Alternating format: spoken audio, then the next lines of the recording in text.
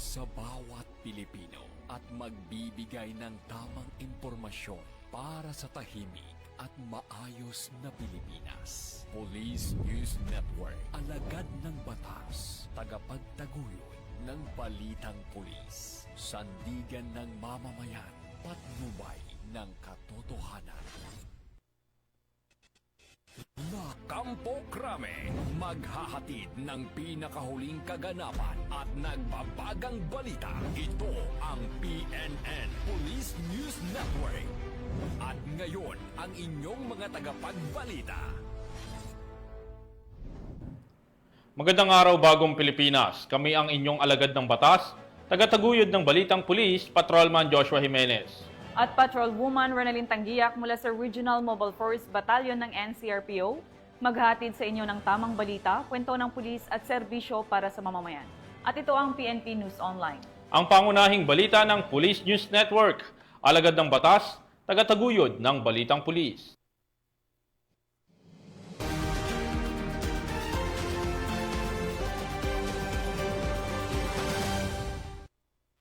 Balitang dapat niyong abangan.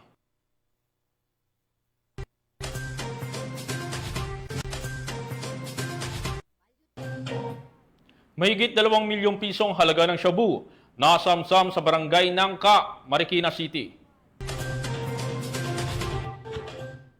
8 suspek na aresto sa kasong Presidential Decree 705 sa Indanan, Sulu. At 2 drug suspect nakuhanan ng halos 600,000 pisong halaga ng shabu sa Davao City.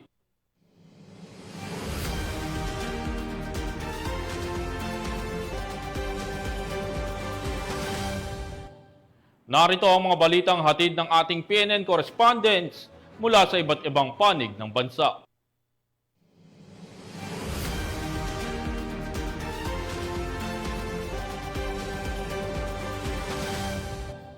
Simulan natin ang balita mula sa bahagi ng Luzon.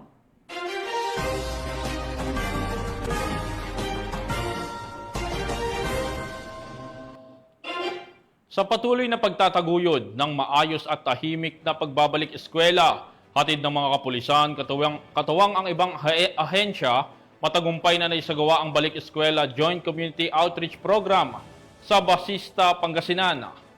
Sa pamamagitan ng aktibong pakikibahagi sa mga makabuluhang programa tulad ng Balik Eskwela, na ipapakita ng mga pulis ang kanilang malasakit at dedikasyon, hindi lamang sa seguridad, kundi sa kabuuang kapakanan ng komunidad, lalo na ng mga kabataan. Yan ang balitang hatid ni Police Staff Sergeant John Del Supremo. Sa layuning may paramdam ang suporta sa mga batang mag-aaral ngayong pagbubukas ng klase, matagumpay na isinagawa ng mga kapulisan, kasama ang TGPCRECIG, ang Balik Eskwela Joint Community Outreach Program sa Patakbo Elementary School sa bayan ng Basista, Pangasinan, nito lamang Hunyo 18, 2025. Ang programa ay naisakatuparan sa pakikipagtulungan ng Global Peacekeepers and Community Responder, Anti-Crime Intelligence Group, katuwang ang Rome Italy Mother Chapter sa pangunguna ni na Mr. and Mrs. Pauldine Mark Solomon Co. Sinimulan ang aktibidad sa pamamagitan ng isang panalangin na sinundan ng isang makabuluhang mensahe mula sa Officer in Charge ng Pangasinan PPO sa pamamagitan ni Police Lieutenant Colonel Buenaventura Benavides III, kung saan inilatag ang isang komprehensibong plano at seguridad. In line with this, we have laid down a comprehensive and proactive security framework to ensure the safety and security of our schools across the province. In support of the GPNP School for prompt police response in action, we have strengthened our coordination mechanisms to make sure that any incident, big or small, will be responded swiftly, professionally, and with compassion. Nagbigay rin ng mensahe ang GPCRECIG Commander ng Pangasinan Chapter na si Louie Turalba Torres. Ito po yung unang-una kong napili na school. Sabi ni Ma'am Daisy, founding president sa Italy, sabi niya sa akin, maghanap ka ng school na pwede natin tulungan, bigyan ng mga school supplies. Alam niyo, hindi po ako ng dalawang isip. Unang-una kong naisip, Patakbo Elementary School. Matapos ang mga mensahe, isinagawa ang presentation of certificates bilang pagkilala sa mga katuwang sa programa. Sinundan ito ng pamamahagi ng mga school supplies, food packs at libreng gupit sa mga estudyante. Taus-puso namang nagpapasalamat ang National Commanding Chairman ng GPCRECIG upang may sakatuparan ng programang ito. Kaya po nandito po ang GPCRASIG nagkakandak ng iba't ibang lugar po sa probinsya bilang maipahatid po namin sa kanila ang tulong para sa mga estudyante. So mabuhay po ang GPCRASIG at ang PNP. Andito po kami katuwang ng ating PNP, ang GPCRASIG. Maraming salamat po sa inyo. Ang ganitong uri ng inisyatiba ay patunay at patuloy na pag-abot ng serbisyo ng PNP at mga katuwang nito, hindi lamang sa usapin ng seguridad, kundi pati na rin sa paghubog at pagtulong sa kinabukasan ng mga kabataan. Mula dito sa Ilocos Region, ako ang inyong PNN correspondent, Police Staff Sergeant John Del Supremo, alagad ng batas, tagataguyod ng balitang pulis.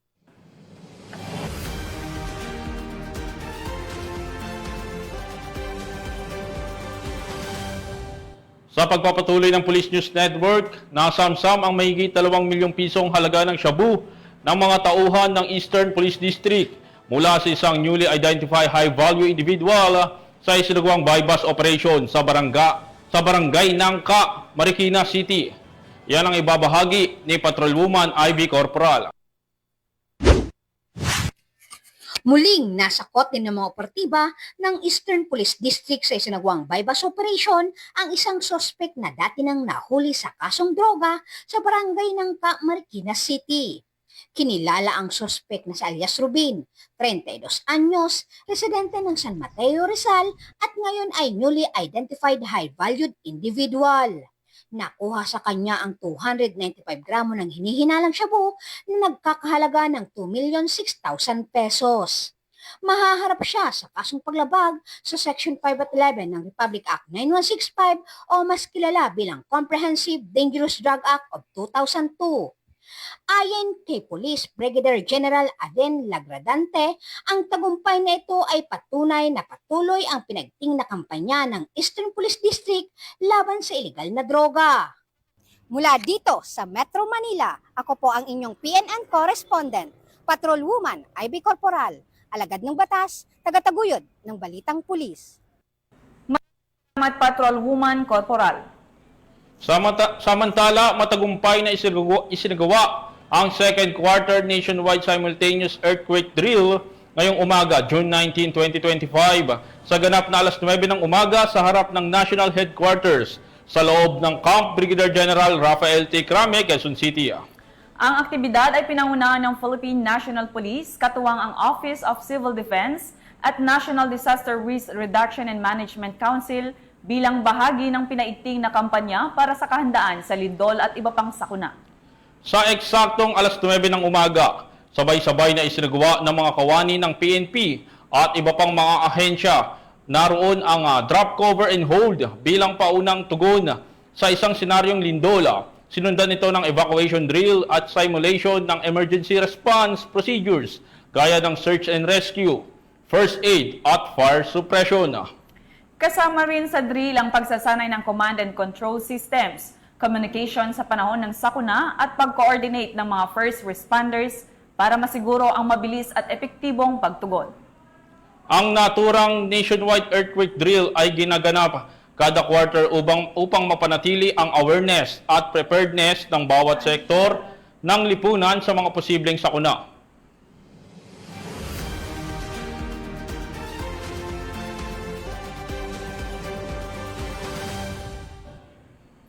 Tunghayan naman natin ang mga balita mula sa Visayas.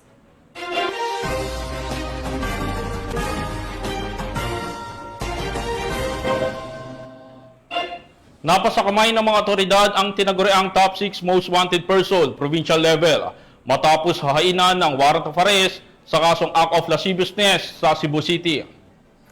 Patunay ito ng gumagana ang epektibo ang mga isinasagawang manhunt operations ng kapulisan, partikular na ang pagtugis sa mga itinuturing na high value or fugitives. Narito ang report mula kay Patrolwoman Florie May Azares. ang top 6 most wanted person provincial level matapos arestuhin kasunod ng paghain ng warrant of arrest sa kasong acts of lasciviousness sa barangay Sambag 1, Cebu City noong ika-16 ng Hunyo taong kasalukuyan. Kinilala ni Police Captain Kenneth Paul Albotra, officer in charge ng Police Station 7 Cebu City Police Office. Ang suspect na si alias Mark, 31 anyos, residente ng City o Season 1 Barangay Cogon, Pardo, Cebu City. Ang suspect ay may outstanding arrest warrant sa kasong acts of lasciviousness sa ilalim ng Article 336 ng RPC in relation to Section 5B ng RA 7610 na inisyu ni Honorable Esther Morales Biloso, presiding judge ng Regional Trial Court 7th Judicial Region Branch 6 Cebu City, na may rekomendadong piyansa na 180,000 pesos. Ipinaalam na sa kinauukulang korte ang pagkakaaresto ng suspect at ito'y pansamantalang nakadetine sa Police Station 7 Custodial Facility habang inihahantay ang commitment order. Maging mapagmatsyag at makiisa sa ating pamahalaan para sa isang ligtas at malinis na komunidad. Ipagbigay alam agad sa mga otoridad ang anumang kahinahinalang gawain.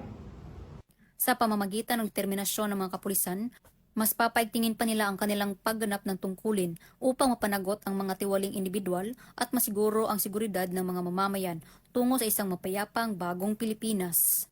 Mula dito sa Central Visayas, ako ang inyong Police News Network Correspondent, Patrolwoman Flora May Azares, alagad ng batas, tagataguyod ng Balitang Pulis. Maraming salamat, Patrolwoman Azares.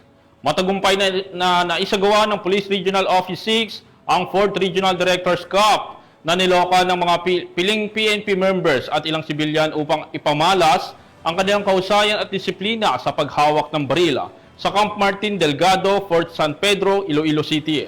Nakatutok dyan si Patrolwoman Justin May Halyores. Matagumpay na isinagawa ng Police Regional Office 6 ang ika-4 na Regional Directors Cup nito lamang ika-17 ng Hunyo taong kasalukuyan sa Camp Martin Teofilo B. Delgado Firing Range. Ang aktibidad ay nilahukan ng mga piling miyembro ng kapulisan at ilang sibilyan na may interes sa marksmanship na nagtipon-tipon upang ipamalas ang kanilang kahusayan at disiplina sa paghawak ng baril. Layunin nito na bigyan ng pagkakataon ang mga kalahok na higit pang paunlarin ang kanilang galing sa pag-asinta habang isinaalang-alang ang tamang paggamit ng armas.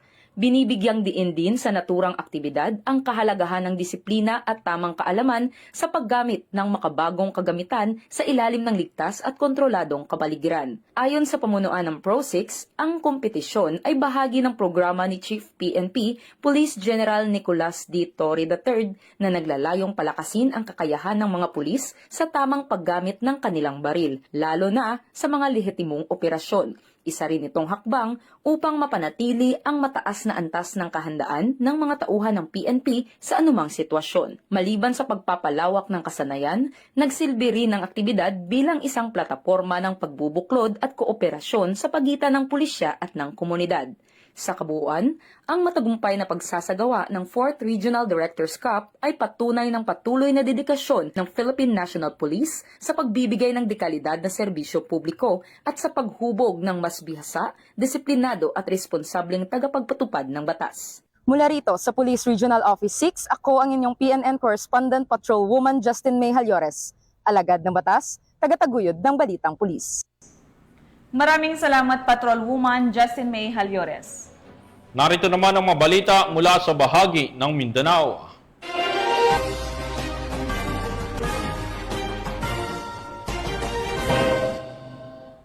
Pinangunahan ng Cotabato Police Provincial Office ang isinagawang PNP-wide Annual Inspection of Disaster Response Equipment bilang paghahanda sa mga kalamidad ngayong panahon ng tag-ulan na ginanap sa Amas, Kidapawan City. Layunin ng aktibidad na tiyakin ang kahandaan ng mga kagamitan at tauhan sa harap ng posibleng kalamidad tulad ng pagbaha, landslide at iba pang sakunang dulot ng masamang panahon. Sinuri sa inspeksyon ang kondisyon ng mga rescue boats, life vests, medical kits, communication equipment at iba pang disaster response tools. Ibabalita yan ni Patrolwoman Brylin Jean Cabunilas. Isang PNP-wide annual inspection of disaster response equipment ang isinagawa ng Cotabato Police Provincial Office bilang paghahanda sa mga kalamidad ngayong panahon ng tag-ulan na ginanap sa Amas, Kidapawan City nito lamang ika-17 ng Hunyo, 2025. Ang nasabing aktibidad ay pinangunahan ni Police Colonel Gilberto B. Tuzon, Provincial Director ng Cotabato Police Provincial Office, ang pag-inspeksyon sa mga kagamitan kasama ang CPPO squad staff. Kabilang sa mga sinuri ang mga kagamitang search and rescue equipment, ang mga hand tools, digging tools, emergency medical kits, communication devices at iba pa. Layunin ng aktibidad na ito na mapanatiling maayos ang mga kagamitan lalong-lalo na sa search and rescue operation upang mapadali at mabilis ang pagresponde ng mga kapulisan sa oras ng pangangailangan.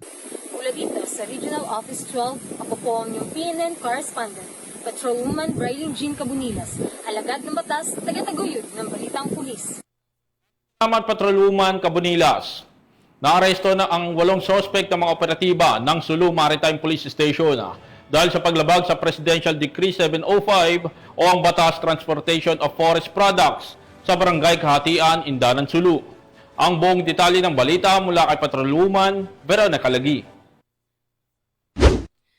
Aresto ang 8 individual dahil sa paglabag sa Presidential Decree 705 o ang batas laban sa illegal transportation of forest products. Nito lamang 16 ng Hunyo taong kasalukuyan sa Barangay Kadyatan, Indanan, Sulu. Ang operasyon ay sinagawa ng mga tauhan ng Sulu Maritime Police Station sa pamumuno ni Police Major Fritz James L. Madrid, Chief of Police. Sa isinagawang inspeksyon, nadiskubre ang tinatayang 30,000 board feet ng iba't ibang uri ng troso na may kabuang halagang 1,950,000 pesos. Nabigong magpakita ng kaukulang dokumento ang kapitan ng naturang bangka ukol sa legalidad ng kargamento na pag-alamang ang mga troso ay isinikay mula sa Languyan, Tawi-Tawi at patungong Sulu. Bukod sa mga troso, kinumpis ka rin ang mismong lancha na may tinatayang halagang 1,000,000 pesos. Ang mga suspek at mga nakumpiskang ebidensya ay dinala sa istasyon para sa kaukulang dokumentasyon at investigasyon. Nakipag-ugnayan na rin ang mga otoridad sa Ministry of Environment and Natural Resources and Energy BARM upang beripikahin at inventaryohin ang mga troso. Sasampahan ng kasong paglabag sa Presidential Decree 705 ang mga naarestong suspek. Ang mga kapulisan ay patuloy na nagbabantay laban sa iligal na pagputol at pagbebiyahe ng mga produktong gubat sa rehiyon tungo sa mas ligtas at luntiang Bangsamoro. Mula rito sa rehiyon ng Bangsamoro, ako ang inyong Police News Network correspondent, Patrolwoman Veronica Lagi, alagad ng batas, taga-taguyod ng Balitang Pulis. Maraming salamat, Patrolwoman Lagi. Isang matagumpay na anti-illegal drug operation ang ipinatupad ng mga kapulisan na humantong sa pagkakahuli ng 2 drug suspect at pagkasamsam ng halos 600,000 pisong halaga ng shabu sa Barangay Bago Aplaya, Davao City. Patrolwoman Sheena May Ilagan, ibalita mo. Isang matagumpay na anti-illegal drug operation ang sigawan ng Baliuk Police Station nito lamang Hunyo taong kasalukuyan na nagresulta sa pagkakaaresto ng 2 hininalang drug personalities at pagkakakumpiska ng tinatayang 84.1 grams sa hininalang shabu na may kabuuang halagang 571,880 pesos. Ang operasyon ay sigawa bandang alas 8 ng gabi sa Phase 2 Gulfview Subdivision, Barangay Bago Aplaya, Davao City sa ilalim ng koordinasyon ng Philippine Drug Enforcement Agency. Kinilala ang mga narestong suspect na sina Alascols, 29 anyos, mula sa Agdao, Davao City na itinuturing na top 1 city-level drug personality at alias Julito, 29 anyos, isang delivery rider mula sa Barangay Bukana, Davao City. Ang mga suspect ay nasa kusdiyan ng sabing stasyon at naharap sa kasong paglabag sa Republic Act 9165 o Comprehensive Dangerous Drugs Act of 2002. Samantala, ang Police Regional Office 11 ay patuloy na pinapaigting ang laban kontra kriminalidad alinsun sa kampanya ng Bagong Pilipinas na panatili ng kapayapaan at kaayusan tungo sa pagsulong ng bansa. Mula dito sa Police Regional Office 11, ako inyong PNN correspondent, Patrolwoman Sheena May Ilagan, alagad ng batas, taga-taguyod ng Balitang Pulis. Maraming salamat, Patrolwoman Ilagan. At para sa huling balita, nakumpiska ang mahigit 200 pisong halaga ng shabu mula sa 2 suspect sa ikinasang drug bypass operation sa Cagayan de Oro City. Yan ang tinutukang balita ni Patrolwoman Danessa Berdos. check. Ning lighter. Wala na check. Nakumpiska ang 238,000 pesos halaga ng hinihinalang shabu sa isang drug buy-bust operation sa Barangay Kamamanaan, Cagayan de Oro City, Misamis Oriental. Ang naturang operasyon ay pinangunahan ng City Drug Enforcement Unit 10 at kinilala ang mga suspect na sina alias Jingjing, lalaki 39 na taong gulang, alias Inshik, lalaki 36 na taong gulang at residente ng nasabing lugar. Nakumpiska mula sa mga suspect ang 35 gramo ng hinihinalang shabu na may standard drug price na 238,000 pesos, isang 500 peso bill na ginamit bilang buy-bust money at iba pang mga non-drug items. Ang mga suspect ay nahaharap sa kasong paglabag sa RA 9165 o Comprehensive Dangerous Drugs Act of 2002.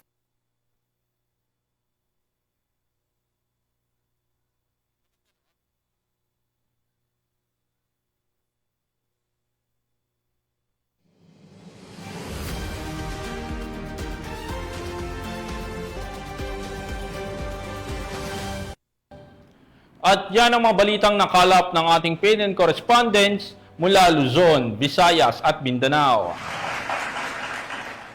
Mula sa pamunuan ng Philippine National Police sa pangunguna ni PNP Chief Police General Nicolas D. Torre III at sa pamumuno ni President Ferdinand Bongbong Marcos Jr., kami ay maglilingkod sa bawat Pilipino at magbibigay ng tama at balanseng balita dahil dito sa Bagong Pilipinas, ang gusto ng pulis, ligtas ka. Mula rito sa tanggapan ng tagapag-ugnay ng pambansang pulisya,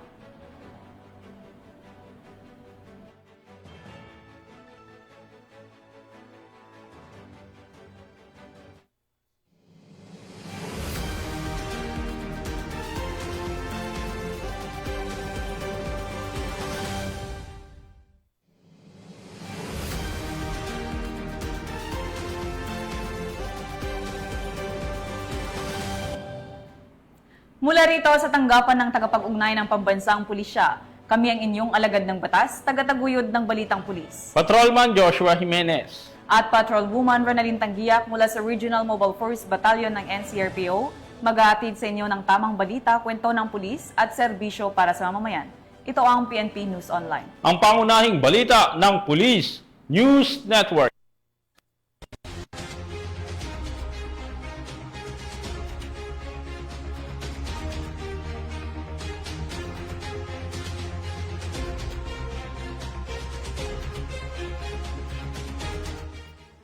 Police News Network, alagad ng batas, tagapagtaguyod ng balitang pulis.